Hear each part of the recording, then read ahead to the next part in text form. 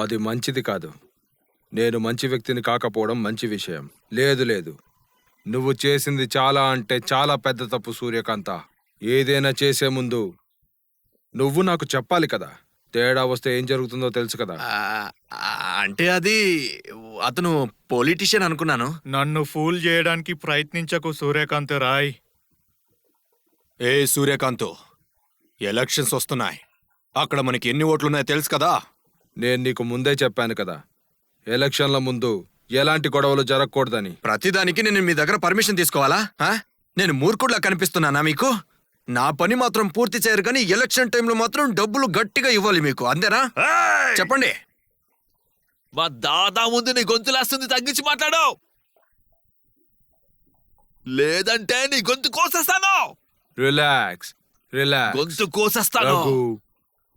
Raghu, cool down. ఒక్కసారి ఆలోచించు. ఒకవేళ నాకు ఓట్లు పడకపోతే అప్పుడు నేనేమీ చేయలేను. నా చేతుల్లో ఎలాంటి పవరు ఉండదు. అప్పుడు అసలు ఏమీ చేయలేం. ఒకవేళ నేను కోర్టులో కేసు ఫైల్ చేసి ఎవిక్షన్ ఆర్డర్ పొందగలిగితే వాళ్ళు వెంటనే దానిపై స్టే ఆర్డర్ని ఏమాత్రం ఆలోచించకుండా ఇచ్చేస్తారు. ఒక్కసారి స్టే ఆర్డర్ ఇచ్చేస్తే చాలు, ఈ కేసు మొదలైపోతుంది. ఇక అప్పటి నుంచి ఇది సంవత్సరాలు పడుతుంది తెలుసా. కాబట్టి రెడీగా ఉండండి. దాదా, అపోజిట్ పార్టీ అభ్యర్థి చాలా నిజాయితీపరుడు. నేను మంచి వ్యక్తిని కాకపోవడం మంచి విషయం. ఏది ఏమైనా సరే నేను మళ్ళీ అధికారంలోకి ఖచ్చితంగా వస్తాను. వచ్చిన వెంటనే చిటికెలో నీకు కావలసిన మురికివాడను నీకిస్తాను. సరే కానివ్వండి. మీరు చెప్తున్నారు కాబట్టి ఎలక్షన్ అయ్యే వరకు వెయిట్ చేస్తాను. నేను ఎమ్మెల్యే రజత్ ఘోష్. ఎమ్మెల్యే అంటే ఏంటో తెలుసా? M for money, L for లూటీ, ఏ ఫర్ ఆల్. అంటే అందరి ఆస్తులు దోచుకోవడం. నా సోదరుల్లో ఒకడు లాయర్, ఒకడు పోలీస్, చివరవాడు గూండా. ఈ సిటీలో నేనే లా, నేనే అడ్మినిస్ట్రేషన్, నేనే గూండారాజ్. So don't worry. అవును, నువ్వు చెప్పావు కదా నీ గూండాలను ఒకడు కొట్టాడని. ఆ అబ్బాయి పేరేంటి? ప్రళయ్.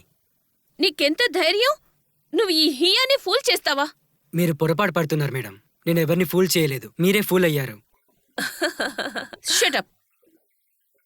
సో మిస్టర్ ప్రళయ్, మీరు ఈ కాలేజీలో అడ్మిషన్ తీసుకున్నారు కదా, మనం ప్రతిరోజు కలుసుకుంటాం కదా? ఖచ్చితంగా కలుసుకుంటాం. కానీ అది కొన్ని రోజులు మాత్రమే. ఈ రోజు నుండి సరిగ్గా 20 రోజులు. ఈ 20 రోజుల్లో ఈ కాలేజీ నుండి నేను నిన్ను బయటికి పంపించేస్తాను. అయినా ఫ్రెండ్స్ మధ్య ఇలాంటి ఛాలెంజెస్ ఏవి బాగుండవనుకుంటాను. Friends are my foot. నేనెప్పటికీ ఒక గూండాతో స్నేహం చేయను. మీరు మళ్ళీ పొరపాటు పడుతున్నారు మేడం. పారిపోవడానికి నేను జింకని కాదు, పులిని. చూస్తావుగా, పులి ఎవరో జింక ఎవరో త్వరలోనే అర్థమవుతుంది. సరే, నేను మీ ఛాలెంజ్ని యాక్సెప్ట్ చేస్తున్నాను. నేను నా స్టడీని ఇదే కాలేజీలో మీతో పాటే పూర్తి చేస్తాను.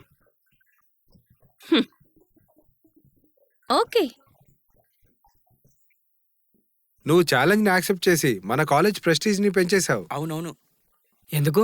నీకు తెలీదు కదా, ఈ కాలేజీలో చాలా మంది అబ్బాయిలు తన చేతిలో దెబ్బలు తిన్నారు. గురు, తను చాలా పలుకుబడి ఉన్న అమ్మాయి. ఛాలెంజ్ యాక్సెప్ట్ చేసావు కాబట్టి నువ్వు గెలవాలి గురు. ఈ రోజు నుంచి మేము నీతో పాటే ఉంటాం. కానీ నాకు ఒక కండిషన్ ఉంది. కండిషన్? ఇక ఈ రోజు నుంచి మనం ఫ్రెండ్స్. డన్? డన్. ఇంకో విషయం, నేను తప్పకుండా ఈ ఛాలెంజ్లో గెలుస్తాను. ప్రామిస్. హియాకి వాళ్ళ నాన్న ఎమ్మెల్యేని చాలా పొగరు. ఆ పొగరుని ఎలా వంచుతానో చూడండి. తను చెప్పిందేవి నాకు అర్థం కాలేదు. అతను ఏం చెప్తాడు?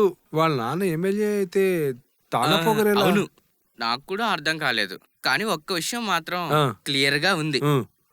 బ్రదర్ తను హియాని మ్యారేజ్ చేసుకుంటాడు. నేను ఎక్కువ మాట్లాడుతున్నా కదా. కానీ ఇప్పుడు హియా ఏం చేస్తుందో చూడాలి. వస్తున్నాడు, రెడీగా ఉండు. వీడిని కాలేజ్ నుండి ఈ రోజు పంపించేస్తాను.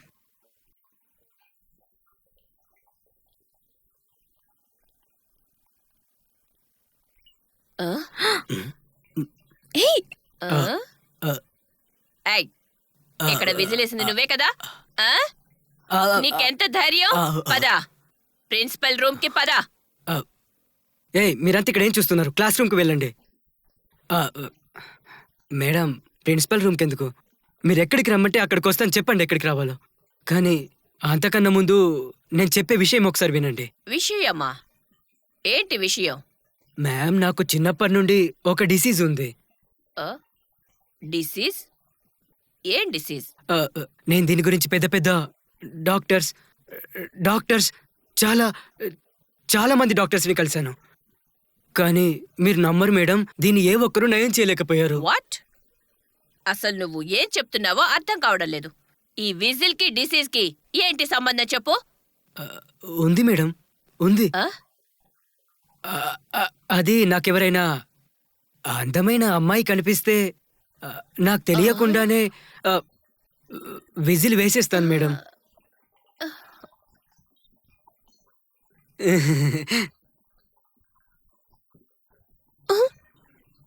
ఇప్పుడు నువ్వేమన్నావు? నేను అందంగా ఉన్నానా? మీ శత్రువు కూడా ఈ విషయాన్ని ఒప్పుకోకుండా ఉండలేరు మేడం. ఆహ్! మీరు నడిచే తీరు చూస్తుంటే చలికాలం చలికాలం రాకముందే చల్లని గాలులు వీస్తున్నట్టుంది. ఇక మీ కళ్ళచ్చం పసిఫిక్ మహాసముద్రం కంటే లోతుగా ఉన్నాయి మేడం. ఇక మీ మొహం ఉదయించే సూర్యుడి ప్రకాశం. సూర్యుడు. ఆ చెత్త పోలికలేంటి? నాకు కూడా అర్థం కావడం లేదు. ప్రళయ్, నీ కవిత చాలా బాగుంది. Thank you ma'am. కానీ ఇలా టీచర్ని చూసి విజిల్ వేయడం తప్పు కదా? చూడు, నువ్వు వీలైనంత తొందరగా జబ్బు నయమయ్యేలా చూసుకో, లేదంటే ఫ్యూచర్లో ఇది చాలా పెద్ద ప్రాబ్లం అవుతుంది. తప్పకుండా ma'am. Okay, bye. Bye. Yes.